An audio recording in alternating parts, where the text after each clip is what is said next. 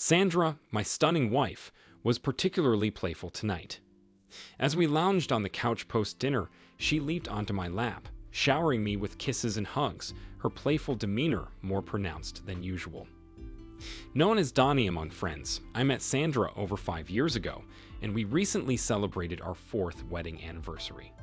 Our paths crossed shortly after my discharge from the Marines. During my military tenure, I delved deeply into weight training and self-defense, culminating in a year-long stint as a drill instructor, molding recruits into resilient soldiers. It was an exhilarating experience, but I harbored ambitions beyond military life. Upon leaving the service, I channeled my savings from 4 years of service into establishing my own gym and health training venture. The business took off swiftly, consuming all my time as I poured myself into its growth and aiding others in their fitness journeys. Standing tall at 6'4" and weighing 255 pounds of muscle, I instilled confidence in my clients, assuring them of my ability to help transform their bodies. Witnessing their evolution from self-doubting individuals to confident, strong beings within 6 months was immensely gratifying. Sandra, the sister of one of my clients, and I hit it off immediately. Despite our contrasting statures, she's standing at 5'4" and weighing 145 pounds lighter than me, we formed an unlikely yet charming couple. At just 110 pounds, Sandra exuded a delicate innocence at 22, while I, at 26, carried the weight of greater life experiences. Although she wasn't keen on training, we relished every moment spent together, filling our free time with shared activities. Our bond grew stronger, leading us to an exclusive relationship and eventual marriage a year later. Sandra proved to be an exceptional lover, attentive and affectionate, fulfilling all my needs with unwavering devotion. Her playful innocence was one of the many qualities I cherished about her. While some might mistake her vivacity for flightiness, or dismiss her as a dumb blonde, I found her endearing, though admittedly she lacked common sense at times. As a health trainer with a chiseled physique and undeniable charm, I constantly faced advances from female clients. It became a perpetual struggle to maintain boundaries, prompting me to install video cameras throughout the gym to safeguard against potential false accusations of sexual assault from rejected suitors. I took these precautions to protect both my business and my reputation, ensuring Sandra could remotely monitor the gym's activities for added peace of mind. Sandra knows the depth of my devotion, and I consistently express my love for her. Financially, we're secure, my business thrives, and Sandra supplements our income with her work as a real estate agent. Last Sunday afternoon, as we lounged in the living room with a bottle of wine, Sandra's playful demeanor surpassed its usual bounds. She giggled incessantly, surprising me by leaping onto my lap, showering me with affectionate kisses, reminiscent of a carefree teenager. I couldn't deny the warmth that spread within me. Her attention always made me feel cherished. However, our tranquil moment swiftly shifted when Sandra, her hand gently running through my hair, flashed that heart-melting smile and casually dropped a bombshell. "Sweetheart, Matthew is taking me out to dinner next Friday night. You're okay with that, right?" It took me a moment to process her words. Initially, I brushed it off, basking in her radiant smile. When my silence persisted, she repeated her question with a touch of sweetness. "You don't mind, right?" Confusion clouded my mind as I struggled to comprehend. "Sandra, what exactly are you asking me?" "I'm sorry, but I don't quite follow." "Oh, you silly," she chuckled softly. "Matthew from the office invited me to dinner next Friday, and I may have agreed." As her words sank in, my initial disbelief morphed into understanding, yet disbelief lingered. "Wait, are you asking for my permission to go on a dinner date with Matthew next week?" "It's not really a date, just dinner and maybe a movie," she reassured, her tone light yet tinged with anticipation. I sat there, utterly stunned, my mouth agape in disbelief. Could it be true? Was my devoted wife, the very essence of my love and fidelity, truly asking for my consent to go on a date with another man? "Sandra, that's precisely what a date entails. Are you seriously considering going out with someone else?" I managed to articulate, struggling to comprehend the gravity of her request. "He's just a colleague, Donnie. We have a great rapport at work, and he always brings a smile to my face. It's not like a traditional date, more like drinks after work, but in this instance, dinner and a movie, she explained, her tone seemingly oblivious to the weight of her words. My mind reeled. How could she fail to grasp the enormity of her request? Sandra, you know I've never entertained the thought of being with another woman. How can you even contemplate going out with another man? Donnie, please don't be jealous. He's nothing like you, and it's just one evening. My feelings for you remain unchanged. He means nothing to me, but I want to do this. I hope you're not upset, she pleaded, her words falling on ears numb with shock. Madness threatened to consume me, but years of military training kept me composed as I swiftly devised a plan. Ah, you've already agreed, I see, I murmured, feigning understanding as I reached for my cell phone. With Sandra still perched on my lap, absent-mindedly playing with my hair, I dialed the number of a persistent suitor who had pursued me for months. Hi Mary, it's Donnie, I spoke into the phone, noting the confusion flickering across my wife's face. I'm doing well, thank you. Say, is that offer still open for Friday night? It is. Fantastic. My wife just mentioned she's interested in an open marriage, and you immediately sprung to mind. It sounds like fun. I'll catch up with you this week to plan it out. Bye. Sandra ceased her hair rubbing and shot me a puzzled glance. Who's Mary? She's one of my clients. We share a good rapport, and she's quite amusing. So, we're going out on Friday night, just like you suggested, I explained casually.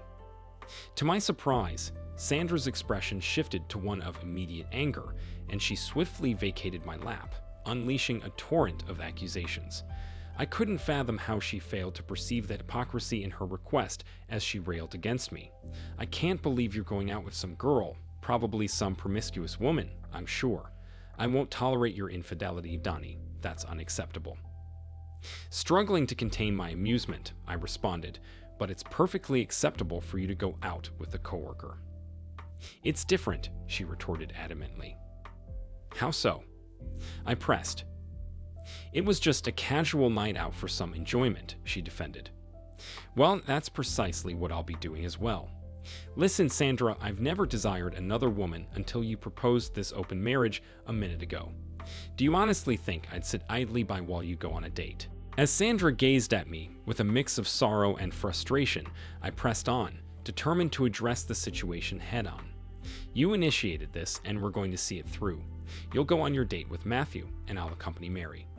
Whatever unfolds is beyond our control, but I hope we can maintain our commitment and marriage after Friday night.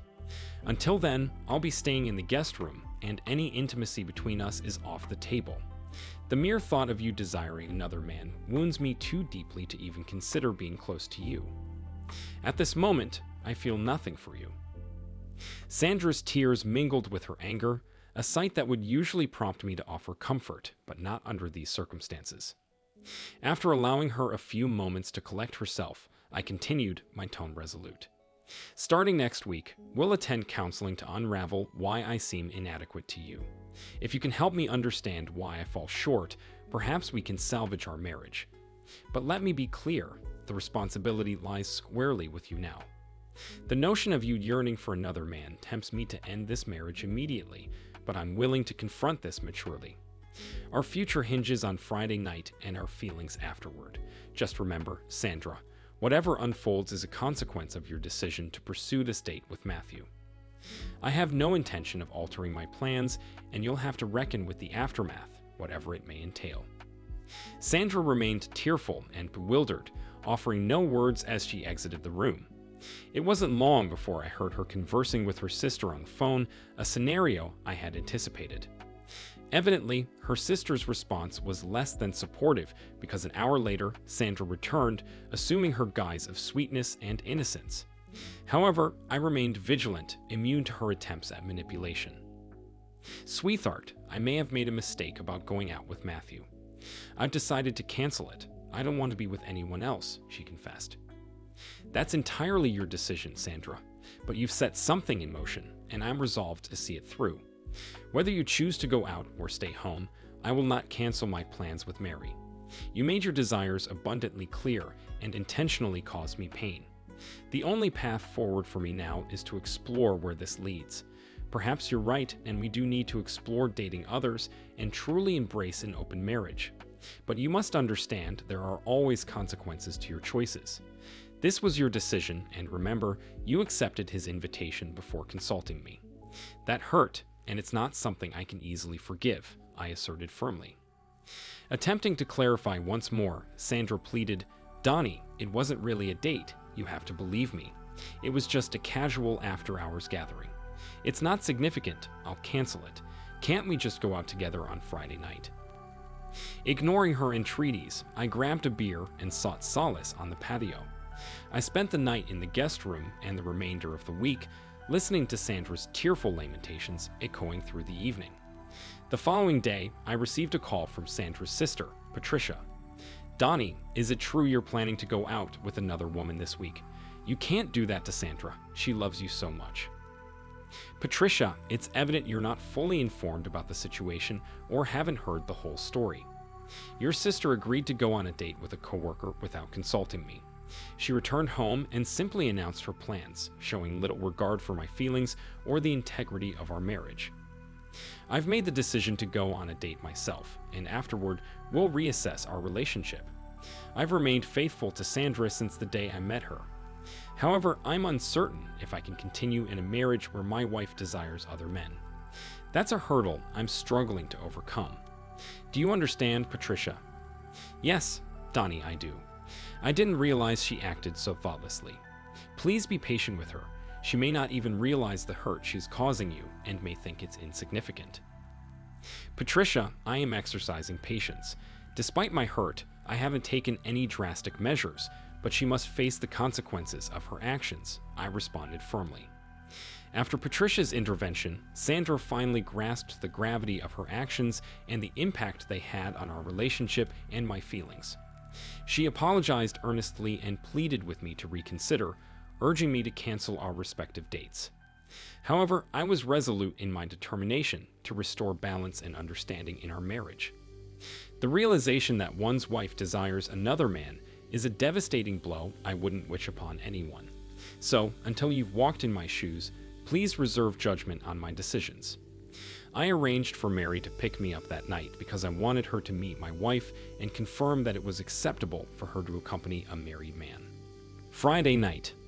Despite Sandra's reluctance to go out with her coworker, I insisted she honor her commitment with Matthew.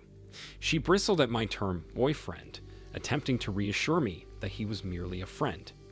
Sandra dressed elegantly for her date, donning a cute dress that accentuated her natural beauty. I found solace in the fact that she didn't attempt to appear overly alluring, which sparked a glimmer of hope for our relationship. Although apprehensive about meeting Mary, I insisted Sandra greet my date to affirm our transition to an open marriage. Despite her protests against the concept, I brushed them aside, feeling justified in my actions. Sandra's astonishment was palpable when Mary arrived promptly at 6 p.m. Mary stood in stark contrast to Sandra. Petite and demure, Sandra was eclipsed by Mary's tall, well-toned stature. Mary's attire left little to the imagination, her ample curves drawing attention, while I sported a fitted sports jacket that highlighted my muscular physique. Ignoring Sandra's discomfort, I even coerced her into snapping a few photos of Mary and me together, further stoking her ire. We presented a striking couple, as if posing for a fitness magazine cover. It was evident that Sandra seethed with jealousy and resentment, realizing the Pandora's box she had opened may not be. I stifled my amusement as I introduced Mary and Sandra, inwardly smirking at Mary's cheerful greeting. "Sandra, it's lovely to meet you. Donnie mentioned your open marriage, and I'm genuinely happy for you. I've had my eye on this handsome man for the past year, so you can imagine my excitement when he called me on Sunday. I hear you've also found a new boyfriend. Good for you." Mary's words seemed innocent enough, but I could practically see Sandra's rage simmering beneath the surface, unable to formulate a response before the doorbell interrupted us. Sandra's composure faltered as Matthew arrived, and I observed her nervousness as I ushered him inside. I couldn't help but be surprised by Sandra's choice. Matthew stood at about 5'7". nearly the same height as Sandra in her 4-inch heels. He lacked in attractiveness, and I couldn't fathom what Sandra saw in him. Weighing no more than 150 pounds, with receding hair, he posed no physical threat, but his presence still posed a challenge to our relationship. I could tell Matthew was intimidated as I towered over him, his hand feeling small and clammy in mine as I exaggeratedly shook it. "My wife is all set for your date night. Enjoy yourselves," I said, a hint of mischief in my tone, leaving Matthew momentarily speechless and seeking reassurance from Sandra. Mary and I shared a laugh as we departed, fully aware of the storm brewing within Sandra. I felt no remorse. If anything, I hoped this would bring about a resolution. Coming home. The following morning, Mary dropped me off at my house around 6 a.m. As we said our goodbyes in the driveway, our farewell kiss lingered, a gesture I was certain Sandra observed from the window. Mary and I had enjoyed a delightful evening together, a lovely dinner, followed by dancing at one of her favorite clubs, a romantic stroll along the beach after the club closed, and breakfast before she drove me home. It had been an eventful night. Mary proved to be an engaging companion, an exceptional dancer, possessed a wonderful sense of humor, and was undeniably attractive. Our chemistry was palpable, and her kisses were electrifying. Although our interaction didn't progress beyond a kiss, I couldn't ignore the potential for an exhilarating relationship with Mary.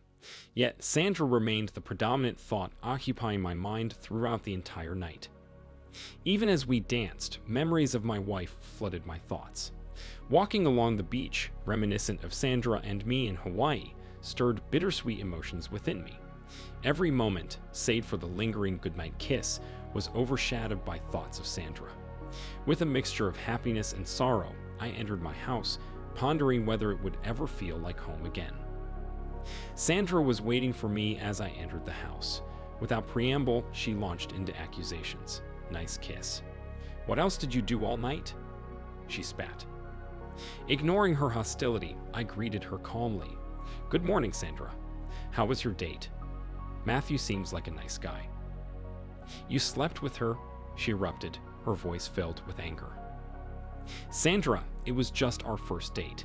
You should know better than to jump to conclusions," I responded, attempting to diffuse the tension.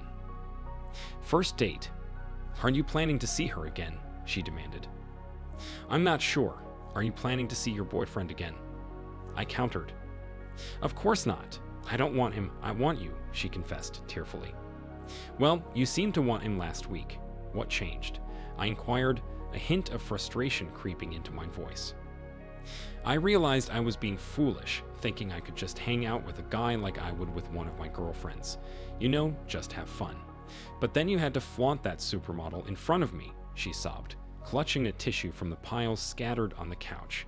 It was evident she had spent the night there, crying and waiting for my return.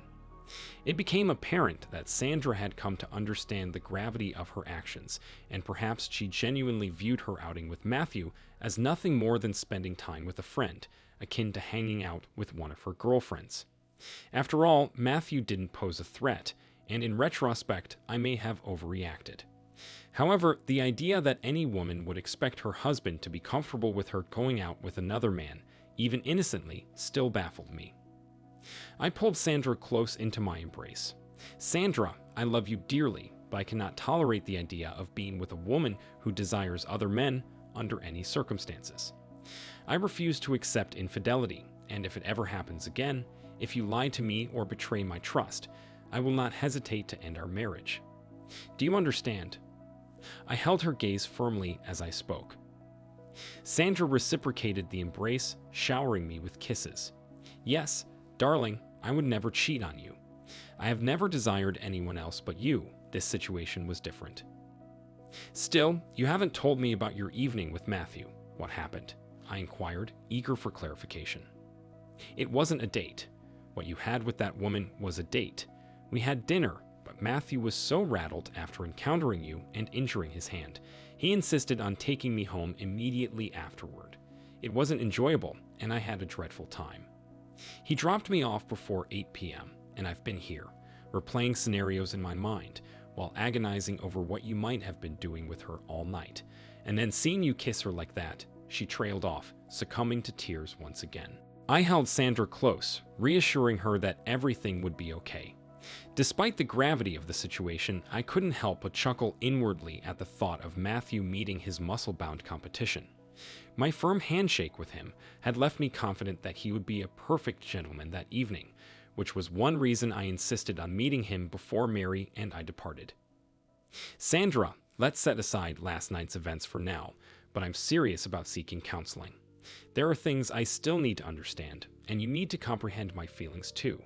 If we can work through this and rebuild trust, then I won't see Mary or any of the other women who persistently ask me out, I said earnestly. Sandra's eyes widened as she realized Mary wasn't the sole concern. I returned to sleeping in our bed, signaling a step towards normalcy and clarity. Counseling proved invaluable to our situation. Mrs. Stewart provided a compassionate and supportive environment. She patiently explained to Sandra how her actions had made me feel insignificant and hurt. Sandra attempted to clarify that she hadn't viewed Matthew as a romantic interest, but merely as a friend. She argued that she had never labeled their outing as a date, but simply as a night out with her friend Matthew, akin to spending time with one of her girlfriends.